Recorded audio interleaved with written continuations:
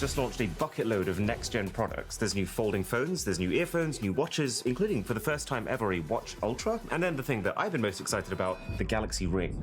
And I've just been hands-on with all of it. And fingers in. So here's what's good, and here's what's less good. So there's two new phones, the Z Flip 6 and then the Z Fold 6. And I gotta say, I have a lot of respect for this flip, because it is a design improvement. In fact, compared to the last flip, I think it looks smarter from every angle. It looks cleaner, it feels cleaner thanks to the matte finish on the sides. The camera rings now match the color of the body you pick. The hinge protrudes out less, and crucially, the display crease on the inside is less noticeable.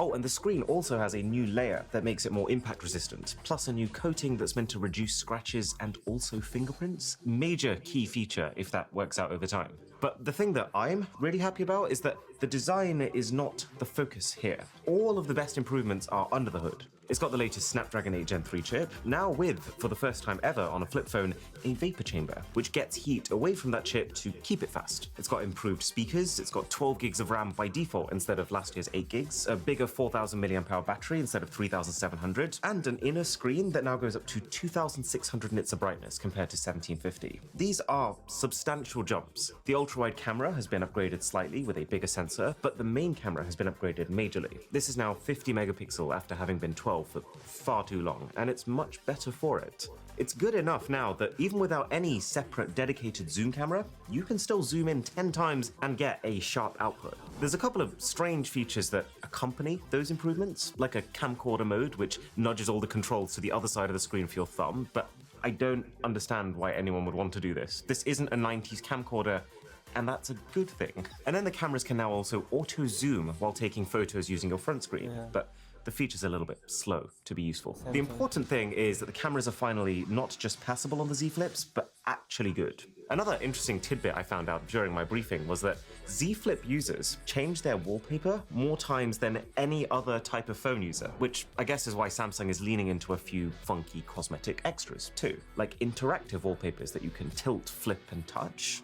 I don't really see the appeal beyond the first 10 minutes though. There's ambient photos, which means whatever wallpaper you apply to your cover screen, you can mirror the current time of day and weather conditions onto it. That I might actually use. And then they're also introducing the FlipSuit 2.0 cases, which can have LEDs embedded inside the case that can draw power from the phone to light up when notifications come in. I wouldn't personally buy one, but I sure enjoyed seeing it. The final thing though, and the thing that I wasn't expecting to see coming into this, is that these folding phones are also where Samsung is showing off their next-gen Galaxy AI, and it's actually improving rather quickly. There's a couple of bits that I'm not so sure about, like when someone messages you now, you get smart suggested replies on your cover screen. The phone looks at the last 7 messages sent to understand the tone of the conversation and then serves you up your options. I need to test it more thoroughly to see if it actually nails human tone, because that's typically a key failing point, but the idea is solid. There's Portrait Studio photo editing, which lets you use a photo that you've taken with a person in, and then AI turns that person's face into a highly stylized depiction.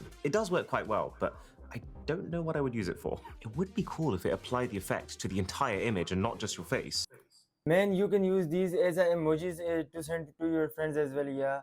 Or you can make stickers as well with these WhatsApp stickers, you know, yeah. But as it stands, all I can think of is you could maybe use it to generate some slightly uncanny valley alternative profile pictures of yourself. But live translation, you know the feature that we saw earlier this year when Samsung announced Galaxy AI that wasn't very good?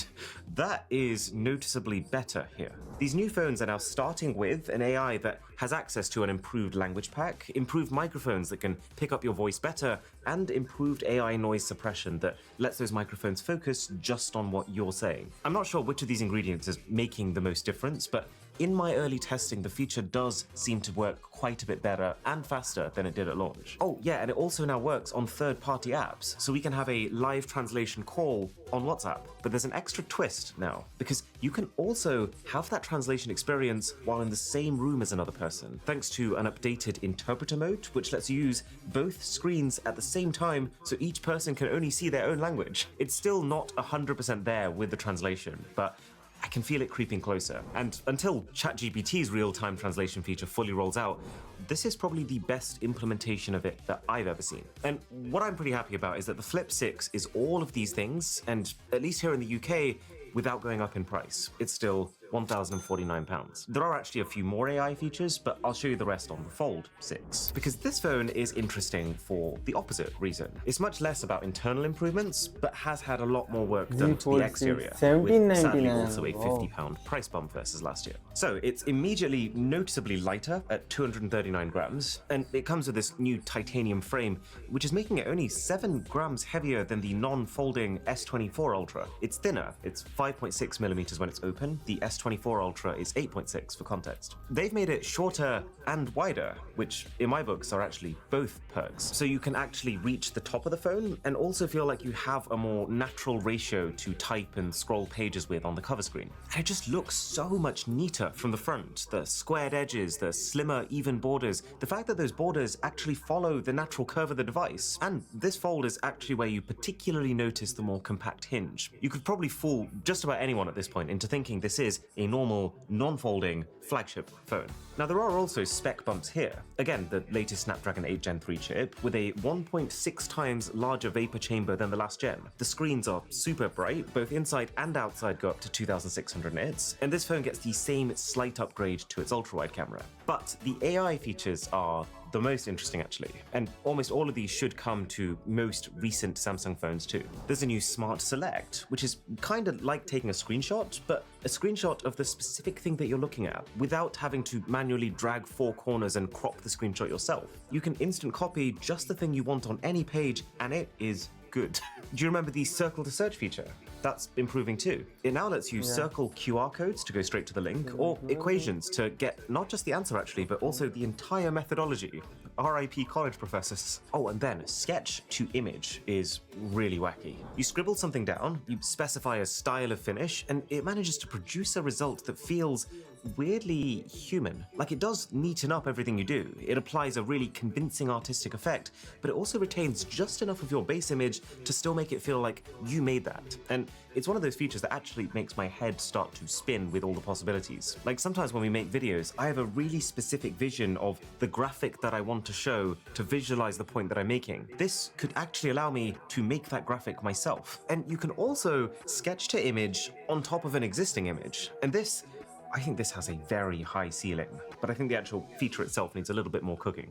The idea is that if you decide you want a pair of glasses or a cool tie or some devil horns in an image, you just sketch them in, and the phone then literally creates those objects within your scene using AI to factor in the lighting and the shadows and the objects in the real photo. And sometimes it was breathtaking, and I was so impressed how the objects don't look like cheap little stickers slapped on top of your photo, but full resolution objects baked inside of them. But then other times it was fiddly and also produced some pretty weird looking things that didn't really make sense in the context of that image. Aside from all that, Samsung have also said that the crease on the inside screen of both this and the Flip 6 is now down to just 100 microns instead of 240, but it doesn't feel like that much of a difference to me. It's definitely not the best phone for this that you can get right now, and it does bug me that the inner camera still looks like it's genuinely VGA quality, and that there's still no way to store the S Pen inside of the phone like you can on the S24 Ultra. I don't know, still slightly weird product for me. Okay, there's new watches too. So this is the Galaxy Watch 7. It's a pretty minor update. Key things are a new chip, the W1000, that should make it more responsive and also last longer per charge. It's got AI suggested replies, just like the Z Flip 6 on its cover screen. Slimmer screen bezels and a new sleep apnea feature, which can help you diagnose the condition by looking for patterns in your sleep. I feel like they've purposefully kept this as a very minor update to make room for the much bigger update. Because this is the first time in 7 generations of Samsung watches that we've had a Watch Ultra. And this thing's pretty jacked. It's water resistant up to 100 meters. It's made of a solid block of grade 4 titanium, which allows it to withstand 10 atmospheres of pressure and makes it feel like an absolute unit on your wrist. The screen goes up to 3000 nits of brightness, and it's also got a red night mode watch face, which reduces battery consumption and eye strain. Does that sound familiar? Oh yes, of course, the Apple Watch Ultra. And the second you notice the connection between those two products, you cannot stop seeing it. This thing has the same material, the same finish, it's even got the orange band, just like Apple. But I mean, what's most upsetting to me is that Samsung has even tried to copy the shape.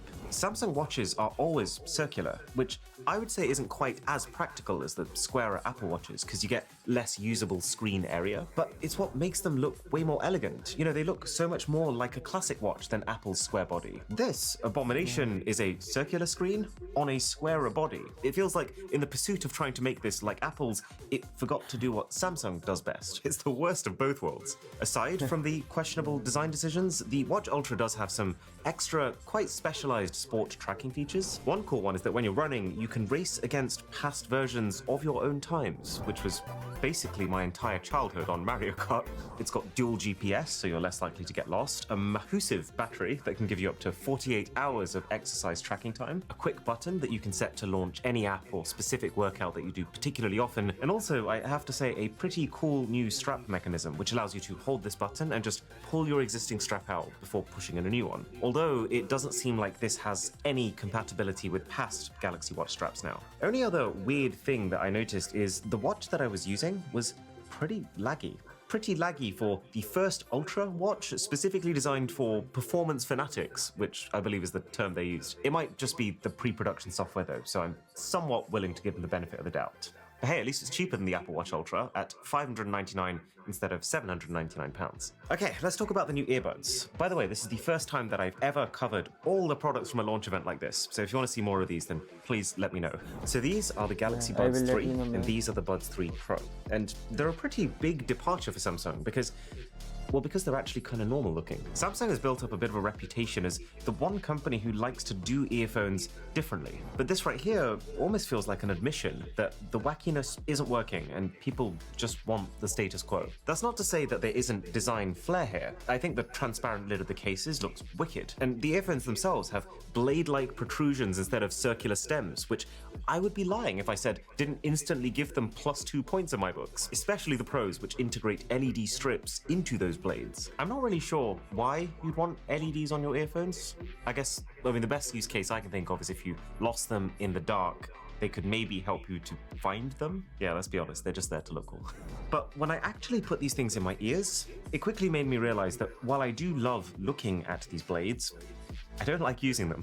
Both the normal and the Pros fit really nicely in my ears, and you can control your music by pinching the blades and also sliding up and down on them. But they're so fiddly. These blades are not a comfortable or intuitive shape to pinch, or even just hold. I kept dropping the things because of how severely ungrippable they are, and trying to slide up and down to change volume, it just felt like an abrasive maneuver that kept pushing the earphones out of my ears. I will definitely give them a second chance when I get my own pair, but that was my first impression. On the bright side, though, these things sound great. Both the Buds 3 and the Pros, bright highs, punchy lows, plenty of detail. I was very impressed and slightly concerned just how loud the Pros got. And those also have higher quality Bluetooth transmission for if you're a big listener of lossless music. Samsung's saying that the microphones have improved and that both earphones can now reach 30 hours of battery life with the case, closer to 25 if you turn the noise cancelling on, which is a really good figure. But also, the sound leakage was very well controlled. Even on the basic Buds 3, which don't seal themselves inside your ears,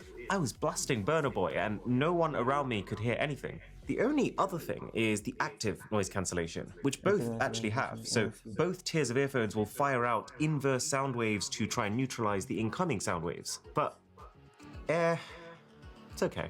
The base Buds 3 have enough isolation to notice that the feature is on, but not enough to tangibly cancel out background sounds. The Pros, they are a lot better, and they can also adapt on the fly, so they can reduce their noise cancellation when someone talks to you, or a siren comes on that they decide needs to be heard, which actually really does work. But it's just that the max level noise cancellation is still not up there with the best of the best, if you want to block out a loud train or a construction site. But now it's time for the most curious product, the One Ring, to rule them all. This is the first time that a major smartphone maker has made a smart ring. And going hands-on, or on hand with this thing, I can see why. So, what's the hardware like? Well, it's all very well put together. The ring comes in 3 colors, a black, a silver, and a gold. It's not exciting to look at, but it'll blend in nicely. These are actually pre-production units. I'm told the final ones will hide the internal circuitry better. But even now, you can very much tell that the Galaxy Ring is designed to be put on and forgotten. You don't need to worry about breaking. The thing is IP68 water resistant and can withstand pressure equivalent to 100-meter depth immersion. You don't need to worry about battery because the thing has no screen, so it lasts up to 7 days on a charge. Although bear in mind that the smaller ring sizes do also have smaller batteries. And you don't need to worry about carrying it because, I mean, the thing only weighs 3 grams. So if you struggle with that, then maybe you do need a Galaxy Ring. The only real design features are a slightly concave exterior, which I assume just helps to protect the middle of the ring from scuffing, and then this little ridge that you keep on your palm side to make sure that all the sensors are in the right place. I will say, I do think the hard case it comes in is very cool. It reminds me of something that the Nothing company might produce, with an LED ring to indicate its current battery level. And this, just like an AirPod case, can also carry charge to juice the actual ring up. Many times. They didn't give me an exact number, but given that the ring has up to a 23.5 milliamp hour cell, and that can last a week, and then that the case has a 361 milliamp hour cell, it would seem that with the two together, you could be looking at between 1 and 2 months of charge without needing mains power, which is wild. Here's the elephant in the room though. How does the smart ring fit in with the smart watch? Because there's a lot of overlap. The ring still does activity tracking, and it can auto-detect if you start running and auto-calculate calories, etc. It still has a heart rate sensor that can also do some interesting stuff, like tell you how much to exert yourself while training to keep your heart rate in just the right place for calorie burn. It still tracks your sleep and assigns you an animal that represents your sleep style, and it rounds it all off with a vitality score, a measure of your current health based on sleep, activity, and heart rate, paired with recommendations to try and improve that stat. So in one sense, it's like the best parts of a smartwatch without the clunkiness. But then in another sense, it's just like a smartwatch without half the features. I mean, the thing's got no screen, so instantly 50% of the things that require one are wiped, and the other 50% needs you to now use your phone app as your display. It's designed to consume less power, it's got smaller sensors, which I assume won't be as accurate. Everything about it is miniaturized. There's no voice assistant, so you can't ask it to remember stuff. There's no haptic feedback. There's no NFC, so it can't make payments. There's no microphone, so it can't ring people. Not to mention the added hassle of rings being not a one-size-fits-all solution like a watch, meaning that you might well have to first order a sizing kit to figure out which one is for you. I think the ring is designed for 3 types of people.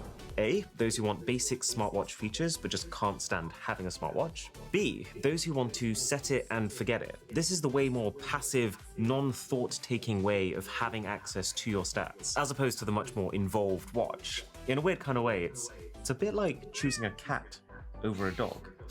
But the really interesting one is C, for those who want to go all in on their tracking, because the ring can also combine with the watch. So if you're using a Galaxy Watch at the same time as a ring, they talk to each other. They use both sets of sensors at the same time when you're doing things to reduce the margin of error in your readings. And that is pretty fascinating and something I've never seen a company do before. Let me know if you want to see a detailed review of this thing. Okay, so friends, as we are done with the video, you tell me which Samsung product have you liked in the comment box, and don't forget to like my video and don't forget to subscribe to my channel. Okay, please hit the subscribe button, hit the bell icon.